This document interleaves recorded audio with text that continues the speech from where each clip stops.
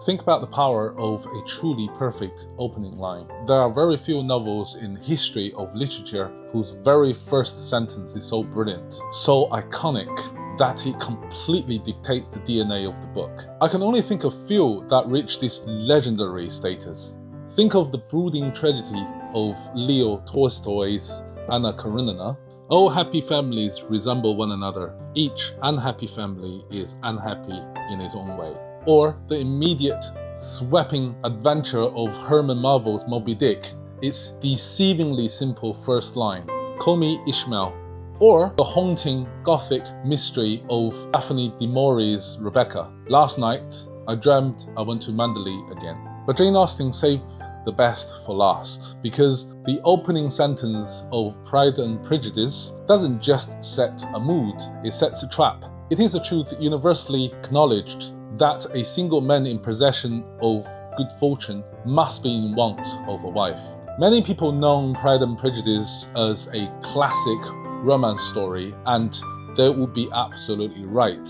Central to this novel is the beautiful, transformative love between Elizabeth Bennet and Fitzwilliam Darcy. It has given us the blueprint for modern-day romance chemistry. But if you look closely at the famous opening line, you realize Austen is using supreme irony.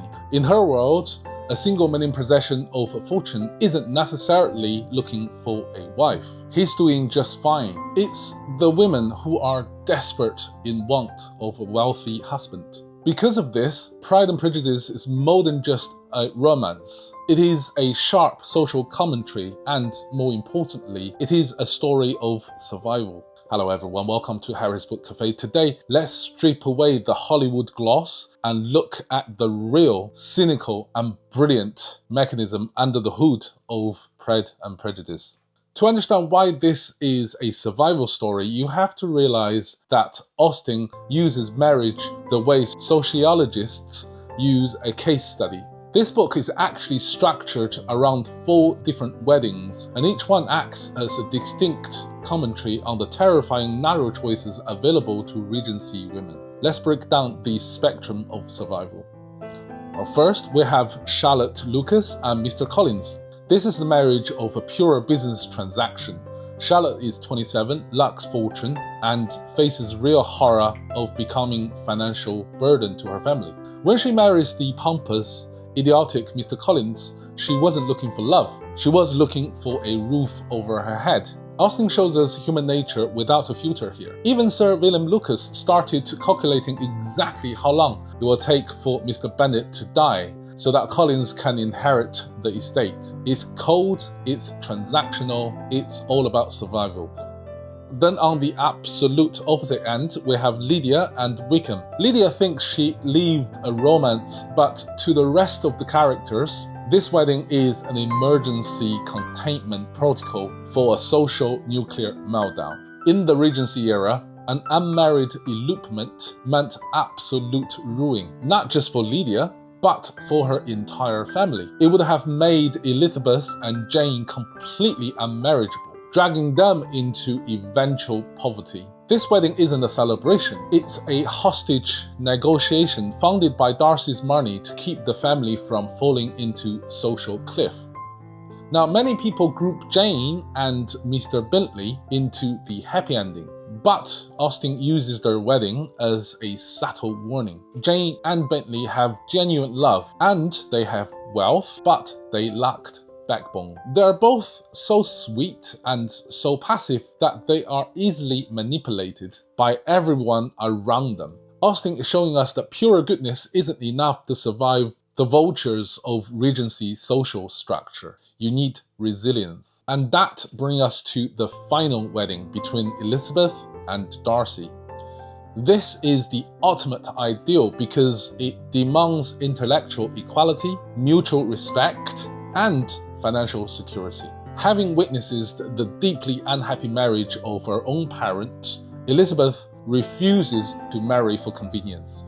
To understand why this final romance is so revolutionary, we have to look closely at Elizabeth Bennet, because she is the avatar for Austen's entire philosophy on life and marriage. Elizabeth is brilliant, quick-witted, and fiercely independent. She has watched her father checked out intellectually because he doesn't respect his senseless wife. Elizabeth looks at that and decided that marriage without mutual respect is a psychological prison. Because of this, Elizabeth became Austen's ultimate protester against the rigid social structure of her time. When she rejects Mr. Collins' proposal, and when she turns down Darcy's disastrous first attempt, she is doing something genuinely radical. She is refusing to treat her intellect and her happiness for financial safety, even though turning them down means risking her entire future security.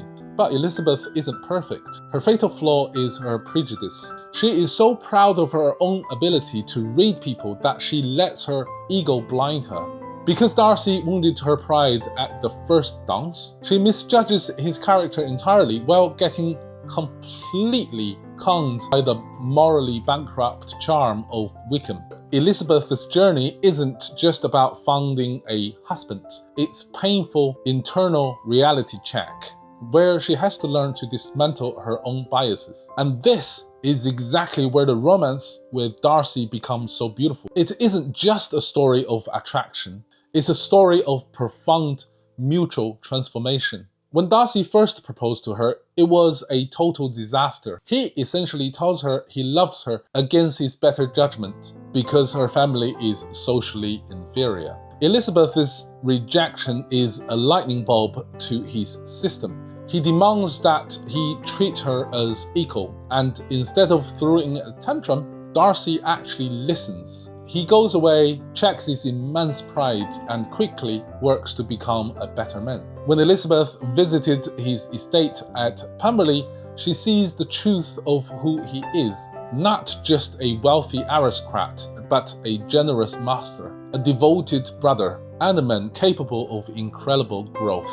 The romance works because it is a meeting of minds. Darcy values Elizabeth's sharp intellect, and Elizabeth learned to respect Darcy's moral integrity. Austen's ultimate philosophy is that a successful marriage requires a perfect balance. You shouldn't have to sacrifice your soul for financial safety, like Charlotte, but you also shouldn't throw away your reason for mindless passion, like Lydia. True love is an equal partnership of mutual respect, shared intellect, and practical stability. Now, what if I told you that this entire philosophy wasn't just a theory for Jane Austen? She actually lived it. In December 1802, a 27-year-old Jane Austen received a marriage proposal from a man named Harris Bigg-Wither.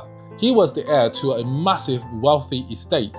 If Jane said yes, her family's financial anxiety were over forever. She would have a permanent home, wealth, and high social standing. Under intense pressure, she did say yes. She lay awake all night, realizing he was a hot-tempered, awkward man with whom she shared zero intellectual connection. The very next morning, in a move that caused a massive social scandal, she broke off the engagement. Years later, when revising Pride and Prejudice, she put her exact real-life conviction into Elizabeth Bennet's mouth, writing the famous quote, "I am determined that nothing but the deepest love could ever induce me into matrimony." But here is the heartbreaking, beautiful truth. Jane Austen in real life never got her Darcy. She never found a man who was her intellectual equal and financially secure. And she died unmarried, relying on her family's modest means. Elizabeth Bennet's happy ending was the happy ending Jane Austen was denied in real life. By creating Elizabeth, Austen proved that while she couldn't control her own financial destiny, she could control the morality of her fiction. Elizabeth Bennet is Jane Austen's ultimate victory over a rigid world that tried to force her to sell her soul for safety. And this is why this book has lasted and beloved by people for well over 200 years. It isn't just a dusty classic, it is a profound, deeply personal piece of art that happens to be an absolute joy to read. This book is populated by an unforgettable gallery of characters who leap from the pages. because Jane Austen writes human nature entirely without a filter. Think of the brilliant Elizabeth and the proud Darcy, but also the pompous, cringing Mr. Collins, the chaotic, senseless Mrs. Bennet, the morally bankrupt Wickham, and the incredibly selfish, idiotic Lydia. Austen mocks them all, but she does it with such a wit you can't help but to be thoroughly entertained.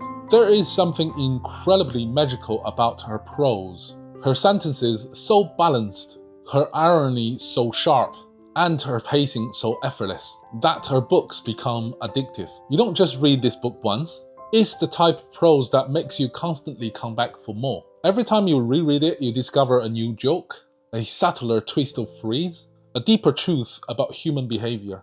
Ultimately, Jane Austen wasn't a rigid Victorian moralist. Remember, she wrote in the much sharper, more cynical Regency period. She didn't write to give us a simple fairy tale. She wrote to show us, in a world that's designed to trap you, integrity, self-awareness, and wit are your best weapons.